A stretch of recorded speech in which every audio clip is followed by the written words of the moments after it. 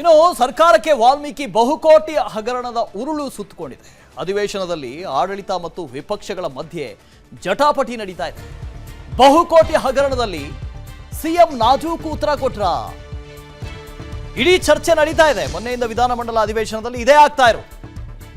ಆದರೆ ನಿನ್ನೆ ಉತ್ತರ ಕೊಡಬೇಕಾಗಿತ್ತು ಮುಖ್ಯಮಂತ್ರಿಗಳ ಉತ್ತರ ನೋಡಿದ್ರೆ ಬಹಳ ನಾಜೂಕಾಗಿತ್ತು.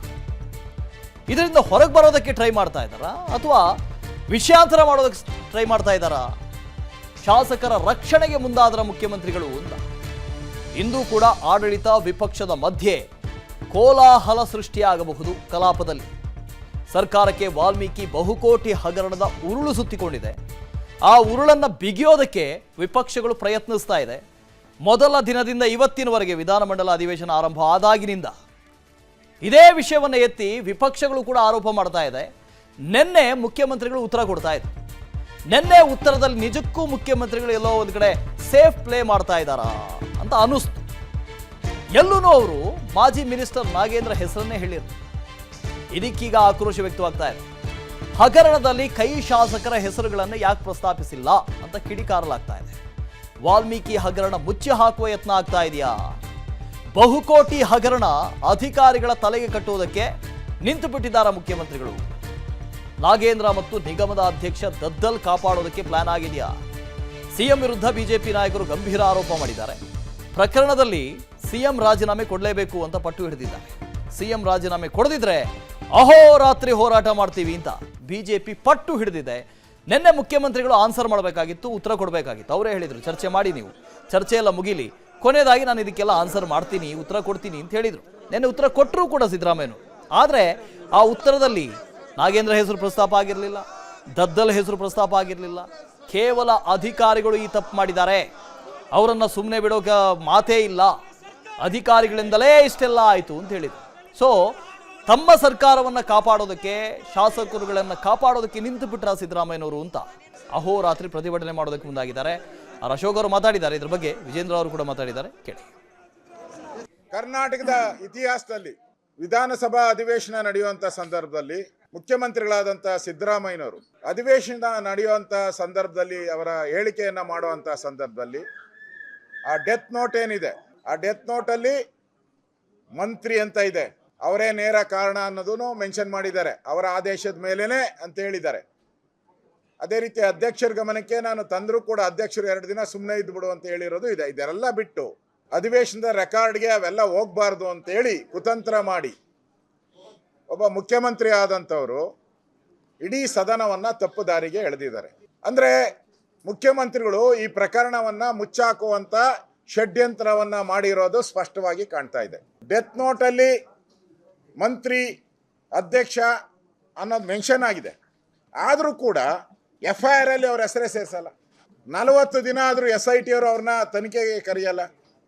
ಯಾವಾಗ ED ಎಂಟ್ರಿ ಆಗುತ್ತೋ ಆಗ ಅವ್ರಿಗೆ ಆ ತನಿಖೆಯ ನೋಟಿಸ್ ಕೊಡ್ತಾರೆ. ಅಂದರೆ ಈ ಸರ್ಕಾರ ಈ SIT ಇದೆಯಲ್ಲ, SSIT ಅಂತ, Surjewala Siddaramaiah investigation team, SSIT, ಶಿವಕುಮಾರ್ದು ಸೇರಿಸ್ಕೊಂಡ್ರೆ SSIT. ಮಾನ್ಯ ಮುಖ್ಯಮಂತ್ರಿಗಳು ಸಿದ್ದರಾಮಯ್ಯನವರು ಭಾಳ ಕನ್ವೀನಿಯೆಂಟಾಗಿ ಡೆತ್ ನೋಟನ್ನು ಕೂಡ ಅವರಿಗೆ ಬೇಕಾದಂಥ ಅಂಶಗಳಂದರೆ ಅಧಿಕಾರಿಗಳ ಹೆಸರನ್ನು ಮಾತ್ರ ಉಲ್ಲೇಖ ಮಾಡ್ತಾರೆ ಮುಖ್ಯಮಂತ್ರಿಗಳು. ಡೆತ್ ನೋಟಲ್ಲಿ ಏನು ಮೆನ್ಷನ್ ಮಾಡಿರ್ತಕ್ಕಂಥ ಅಧಿಕಾರಿಗಳ ಹೆಸರನ್ನು ಉಲ್ಲೇಖ ಮಾಡ್ತಾರೆ. ಆದರೆ ಅದೇ ಡೆತ್ ನೋಟಲ್ಲಿರ್ತಕ್ಕಂಥ ಏನು ಇವತ್ತು ಚಂದ್ರಶೇಖರ್ ಆತ್ಮಹತ್ಯೆ ಮಾಡಿಕೊಂಡಂಥ ಸಂದರ್ಭದಲ್ಲಿ ಡೆತ್ ನೋಟಲ್ಲಿ ಸಚಿವರಾಗಿರ್ತಕ್ಕಂಥ ನಾಗೇಂದ್ರ ಅವರ ಒತ್ತಡ, ಬೋರ್ಡ್ ಚೇರ್ಮನ್ ದದ್ದಲ್ ಅವ್ರು ಮಾಡಿರ್ತಕ್ಕಂಥ ಒತ್ತಡ, ಯಾವುದನ್ನು ಕೂಡ ಉಲ್ಲೇಖ ಮಾಡೋದಿಲ್ಲ ತಮ್ಮ ಭಾಷಣದಲ್ಲಿ.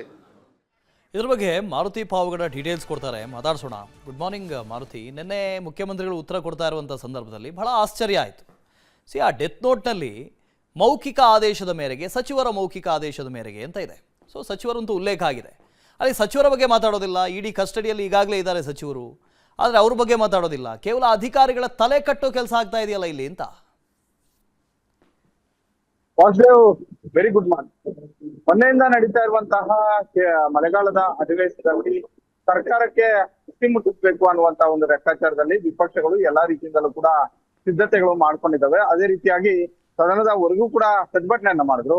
ಅದೇ ರೀತಿಯಾಗಿ ಸದನದ ಒಳಗಡೆ ದೀರ್ಘವಾಗಿ 2 ದಿನಗಳ ಕಾಲ ವಿಪಕ್ಷ ನಾಯಕರಾದಂತಹ RSS ಸೇರಿದಂತೆ ವಿಜೇಂದ್ರ ಸೇರಿದಂತೆ ಬಹುತೇಕ ಬಿಜೆಪಿ ಮತ್ತೆ ಜೆಡಿಎಸ್ ನ ಬಹುತೇಕ ಶಾಸಕರು ಈ ವಿಚಾರದ ಬಗ್ಗೆ ವಾಲ್ಮೀಕಿ ನಿಗಮದಲ್ಲಿ 187 ಕೋಟಿ ರೂಪಾಯಿ ಅವ್ಯವಹಾರದ ಬಗ್ಗೆ ಬಹಳಷ್ಟು ಪ್ರಸ್ತಾಪವನ್ನು ಮಾಡಿದ್ರು.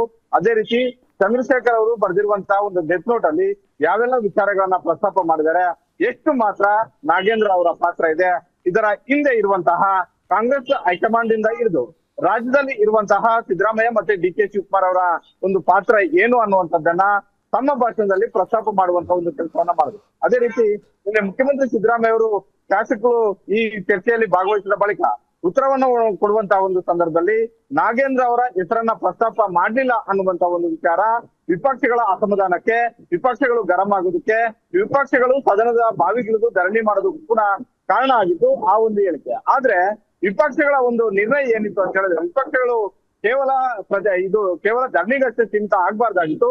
ಯಾಕೆಂತ ಹೇಳಿದ್ರೆ ಈ ಪ್ರಕರಣ ಇಡೀ ರಾಜ್ಯಾದ್ಯಂತ ಚರ್ಚೆ ಆಗ್ತಾ ಇದೆ, ದೆಹಲಿವರೆಗೂ ಕೂಡ ಮುಟ್ಟಿದೆ. ಹೀಗಾಗಿ ಈ ಪ್ರಕರಣದಲ್ಲಿ ಇಡಿ ಕೂಡ ಎಂಟ್ರಿ ಆಗಿದೆ. ಇಡಿ ವಿಚಾರದ ಬಗ್ಗೆ ಕಾಂಗ್ರೆಸ್ ಅವರು ಒಂದು ನಿಲುವು ಹೇಳ್ಬೋದು, ಅದೇ ರೀತಿ ಬಿಜೆಪಿ ಅವರು ಬೇರೆ ಲೆಕ್ಕಾಚಾರದಲ್ಲಿ ಹೇಳಿಕೆಗಳನ್ನ ಕೊಡ್ಬೋದು. ಆದ್ರೆ ಇಲ್ಲಿ ಹೋಗಿರುವಂತದ್ದು ಒಬ್ಬ ಪ್ರಾಮಾಣಿಕ ಅಧಿಕಾರಿಯ ಒಂದು ಜೀವ. ಹೀಗಾಗಿ ಆ ಜೀವಕ್ಕೆ, ಆ ಕುಟುಂಬಕ್ಕೆ ನ್ಯಾಯ ಕೊಡಿಸುವಂತ ಒಂದು ಕೆಲಸ ಎರಡೂ ಪಕ್ಷಗಳು ಕೂಡ ಮಾಡ್ಬೇಕಾಗುತ್ತೆ. ಇಲ್ಲಿ ಸಿದ್ದರಾಮಯ್ಯ ಅವರು ಕೇವಲ ಅವ್ರ ಹೆಸರೇಳಿಲ್ಲ ಅನ್ನುವಂತ ಒಂದು ಕಾರಣಕ್ಕೆ ಧರಣಿಗೆ ಬಂದಿದ್ದು, ಇವರು 10 ದಿನಗಳ ಕಾಲ ಮಾಡಿದಂತ ಒಂದು ಹೋರಾಟ ಕೇವಲ ಧರಣಿಗಷ್ಟೇ ಸೀಮಿತವಾಗಬೇಕಾಗಿತ್ತ ಅನ್ನುವಂತ ಒಂದು ಪ್ರಶ್ನೆ ಉದ್ಭವ ಆಗುತ್ತೆ. ಸಹಜವಾಗಿ ಸಿದ್ದರಾಮಯ್ಯ ಹೇಳಿ ಕೇಳಿ ಲಾಯರ್ ಆಗಿರುವಂತವ್ರು ಯಾವ ವಿಚಾರಗಳನ್ನ ಪ್ರಸ್ತಾಪ ಮಾಡ್ಬೇಕು, ಎಷ್ಟು ಮಟ್ಟಿಗೆ ಪ್ರಸ್ತಾಪ ಮಾಡಿದ್ರೆ ನಾಗೇಂದ್ರ ಅವರು ಬಚಾವ್ ಆಗ್ತಾರೆ, ಈ ಎಲ್ಲಾ ವಿಚಾರಗಳನ್ನ ಲೆಕ್ಕಾಚಾರ ಹಾಕೊಂಡೆ ಅವರು ಪ್ರಸ್ತಾಪ ಮಾಡ್ತಾ ಇದ್ರು. ಆದ್ರೆ ಕೇವಲ 10 ನಿಮಿಷಗಳು ಅಷ್ಟೇ ಆಗಿತ್ತು.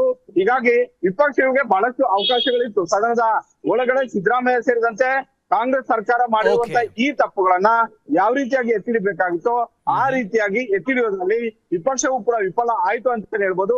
ಇವತ್ತು ಕೂಡ ವಿಪಕ್ಷಗಳಾಗಿರುವಂತಹ ಬಿಜೆಪಿ ಮತ್ತೆ ಜೆಡಿಎಸ್ ಎರಡೂ ಪಕ್ಷಗಳು ಕೂಡ ಸಿದ್ದರಾಮಯ್ಯ ಅವರ ಈ ನಡೆಯನ್ನ ಪ್ರಶ್ನೆ ಮಾಡಿ ಸದನದ ಬಾವಿಗಿಳಿದು ಪ್ರತಿಭಟನೆ ಮಾಡೋದಕ್ಕೆ ಮುಂದಾಗಿದ್ದಾವೆ.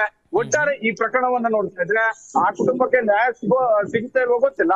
ಆದ್ರೆ ನಾನು ಚೂಟಿದಂತೆ ಮಾಡ್ತೀನಿ, ನೀನು ಅತ್ತಂತೆ ಮಾಡು ಅನ್ನುವಂತ ಒಂದು ರೀತಿಯಲ್ಲಿ ಆಡಳಿತ ಮತ್ತೆ ವಿಪಕ್ಷಗಳು ಒಂದು ರೀತಿಯಲ್ಲಿ ಕಾಂಪ್ರಮೈಸ್ ಮಾಡ್ಕೊಂಡ್ವಾ ಅನ್ನುವಂತ ಒಂದು ಪ್ರಶ್ನೆಗಳು ಕೂಡ ಉದ್ಭವ ಆಗ್ತವೆ. ವಾಸ್ತವ. Okay, thank you Maruti. ಅನುಕ್ಷಣದ ಸುದ್ದಿಗಳಿಗಾಗಿ Vistara news YouTube channel subscribe ಮಾಡಿ. ಹೊಸ ಸುದ್ದಿಗಳ ನೋಟಿಫಿಕೇಶನ್ಗಾಗಿ ಬೆಲ್ ಐಕಾನ್ ಕ್ಲಿಕ್ ಮಾಡಿ. ಲೇಟೆಸ್ಟ್ ಅಪ್ಡೇಟ್ಸ್ಗಾಗಿ www.vistaranews.com ವೆಬ್ಸೈಟ್ಗೆ ವಿಸಿಟ್ ಮಾಡಿ. ಅಂಗೈಯಲ್ಲೇ ಜಗತ್ತಿನ ಸುದ್ದಿ ತಿಳಿಯಲು Vistara news Kannada app download ಮಾಡಿ.